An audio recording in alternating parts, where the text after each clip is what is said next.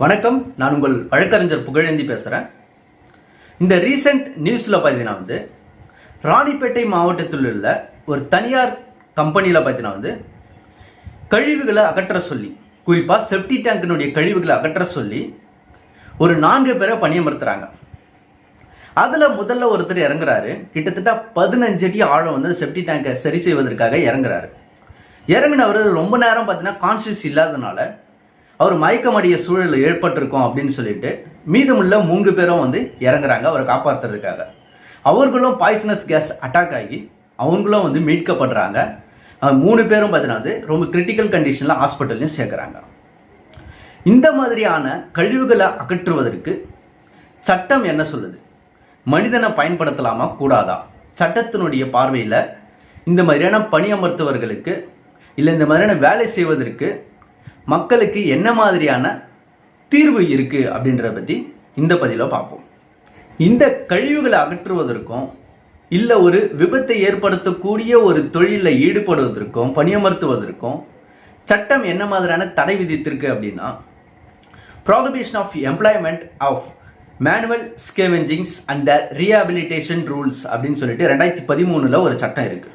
இந்த சட்டம் பார்த்தீங்கன்னா யாரெல்லாம் செப்டி டேங்க் கிளீன் பண்ணுறதுக்கோ இல்லை ரொம்ப விபத்தை ஏற்படுத்தக்கூடிய ஒரு இடத்துல பணியமர்த்தினாங்க அப்படின்னா அவர்களுக்கு தண்டனை கொடுக்கப்படும் அப்படின்னு சொல்லிட்டு இந்த சட்டத்திலேருந்து பிரிவு 5லிருந்து 10 வரையிலுமே பார்த்தீங்கன்னா தண்டனைகளும் அதை தடை விதிக்கக்கூடிய சட்டமாகவும் இருக்கு. ஆனால் பல முதலாளிகள் தங்களுடைய வேலை நடக்கணும், அதுவும் குறைவான செலவில் நடக்கணும், குறிப்பிட்ட ஒரு கேஸ்ட் பேஸ்டு மக்களை இந்த வேலையில் பணியமர்த்தக்கூடிய சூழலும் நடந்துட்டு இருக்கு. இதற்கெல்லாம் பார்த்தீங்கன்னா இந்த வேலை செய்யக்கூடிய இந்த கேஸ்ட் பேஸ்டு இருக்கக்கூடிய ஒரு குறிப்பிட்ட இனத்தை சேர்ந்த மக்கள் பார்த்தீங்கன்னா அவர்களுக்கு ஒரு மாற்று ஏற்பாடும் மாற்று வேலையும் இந்த சமுதாயத்தில் ஏற்படுத்தி தராத சூழல் இருக்கு.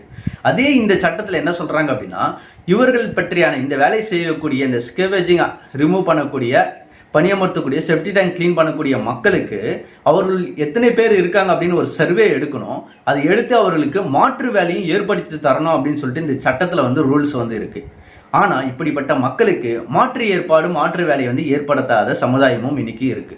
இது போன்ற முதலாளிகள் குறிப்பாக ரொம்ப ஏழ்மையாக இருக்கக்கூடிய இந்த மக்களை பணியமர்த்தி, அது ரொம்ப விளைவான ரொம்ப ஆபத்தான ஒரு தொழிலாக இருந்தாலும் அவர்களை பணியமர்த்தி குறைவான செலவில் பணியமர்த்தி வேலையை செஞ்சுக்கிறாங்க. இது முற்றிலும் கண்டிக்கக்கூடிய ஒரு விஷயமா இருக்கு.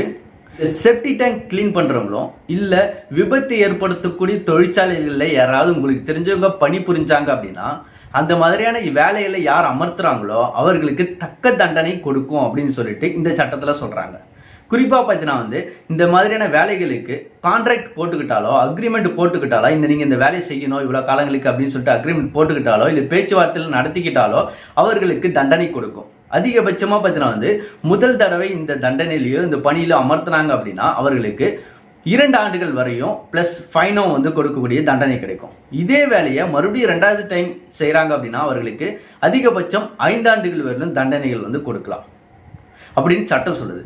மேலும் இந்த மாதிரியான செப்டி டேங்க் கிளீன் பண்ணுறதுக்கோ இந்த மாதிரி அசாடஸ் பிளேஸில் வேலை பணியமர்த்தினாங்க அப்படின்னா அவர்களுக்கு பார்த்தீங்கன்னா அதிகபட்சமாக இந்த வழக்கு முடிப்பதற்கு கோர்ட்டுக்கு பார்த்தீங்கன்னா 3 மாதங்கள் கால அவகாசம் கொடுக்கணும். அதுக்குள்ள பார்த்தீங்கன்னா இந்த வழக்கை முடிச்சிடணும் அப்படின்னு சொல்லிட்டோம் இந்த சட்டம் சிறப்பாக சொல்லுது. மேலும் இந்த மாதிரியான பணி அமர்த்துவர்கள் பார்த்தீங்கன்னா குறிப்பாக குறிப்பிட்ட ஒரு சில இனத்தின் அடிப்படையில் இருக்கக்கூடிய மக்கள் தான் இந்த வேலையை செய்கிறாங்க. ஆக மொத்தத்தில் இந்த மக்களினுடைய உரிமையை மீட்டெடுப்பதற்கு இன்னொரு சிறப்பம்ச சட்டமும் இருக்கு. அதுதான் SC/ST and prevention of atrocity act. இந்த சட்டத்தின் மூலமாக இந்த மாதிரியான வேலை அமர்த்தினாங்க அப்படின்னா அவர்களுக்கு பாதிப்பு ஏற்பட்டுச்சு அப்படின்னா இந்த சட்டத்தின் மூலமாகவும் பயன்படுத்தி யார் இந்த பாதிப்புக்கு உள்ளாக்குனாங்களோ அவங்களுக்கும் தக்க தண்டனையை வாங்கி கொடுக்க முடியும். மேலும் இந்த ராணிப்பேட்டையில் நடந்த இந்த இஷ்யூவில் பார்த்தீங்கன்னா ஒருத்தர் இறந்த 3 பேர் ஹாஸ்பிட்டல்லையும் இருக்காங்க. இவர்களும் என்ன நிலைமையில் இருப்பாங்க அப்படின்னு சொல்லிட்டு தெரியல. இந்த குற்ற செயலில் ஈடுபட்ட பணியமர்த்தின இந்த முதலாளிகள் மேலே காவல் நிலையம் என்ன மாதிரியான பிரிவுகளில் வழக்கு தொடர்ந்துருக்காங்க அப்படின்னா, IPC செக்ஷன் இந்திய தண்டனை சட்டம் 304 அதில் பார்ட் 2ல் கேஸ் ஃபைல் பண்ணியிருக்காங்க. பார்ட் 1 என்ன சொல்லுது அப்படின்னா, இந்த 304 செக்ஷன் பார்த்தீங்கன்னா culpable homicide not amounting to murder, அதாவது குற்ற மனப்பான்மை இல்லாத குற்றம் கொலையாக கன்சிடர் பண்ண முடியாது. இது ஒரு கொலை இல்லை அப்படின்னு சொல்லிட்டு செக்ஷன் ஃபைல் பண்ணியிருக்காங்க.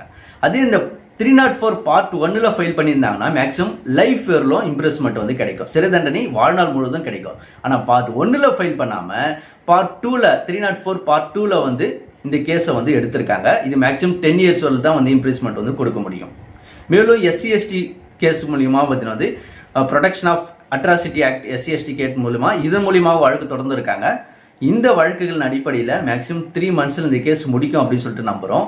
மேலும் குறிப்பாக இந்த மாதிரியான இந்த கழிவுகளை அகற்றுவதற்கோ இல்லை வந்து ரொம்ப ஆபத்து விளைவிக்கக்கூடிய கம்பெனிஸில் வேலை செஞ்சாங்களோ, செப்டி டேங்க் கிளீன் பண்ணக்கூடிய இடத்துல மக்கள் வேலை செஞ்சாங்க அப்படின்னா இதெல்லாம் சட்டத்தால் தடை செய்யப்பட்ட வேலைகள் அப்படின்றத நம்ம தெரிஞ்சுக்கணும். அவர்களுக்கு சரியான ப்ரிகாஷன் கொடுக்கணும் அப்படின்றதையும் இந்த பதிவு மூலமாக தெரிஞ்சுக்கிறோம். உங்களுக்கு தெரிஞ்சவங்க யாராவது இந்த மாதிரியான வேலை செஞ்சாங்க அப்படின்னா அதை பணியமர்த்தக்கூடியவர்கள் மீது நம்ம இந்த மாதிரியான சட்டங்களில் தண்டனை வாங்கி கொடுக்க முடியும் அப்படின்றதையும் இந்த பதிவில் நம்ம தெரிஞ்சுக்கிறோம். இது போன்ற சட்ட பிரச்சனைகள் எதாக இருந்தாலும் என்னுடைய வாட்ஸ்அப் எண் இருக்கு, நீங்கள் தொடர்பு கொள்ளலாம். வேற ஏதாவது கேள்விகள் இருந்தாலும் கமெண்டிலும் தெரிவிக்கலாம். நன்றி. நான் உங்கள் வழக்கறிஞர் புகழேந்தி.